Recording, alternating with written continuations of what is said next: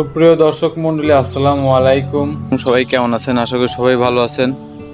আজকে দেখতে পাচ্ছেন যে আমি কাজ করছি। তো কি কাজ করছি সেটা হচ্ছে, এগুলো হচ্ছে গুড়া সজ। এই যে দেখুন, তো এগুলা কাটতেছি। এগুলা এগুলা বুনে দিয়েছিলাম হচ্ছে পেঁয়াজের মধ্যে। তো পেঁয়াজ তোলা শেষ হয়ে গেছে, এখন এই সসগুলা পেঁয়াজের মধ্যেই হয়ে গেছে আর কি। তো এগুলা পেঁয়াজের ক্ষেত্রে একটি বাড়তি আয়ের উৎস। তো এই সসগুলোর দাম অনেক ভালো, মাসাল্লাহ। এবার 17,000 টাকা মন প্রায়।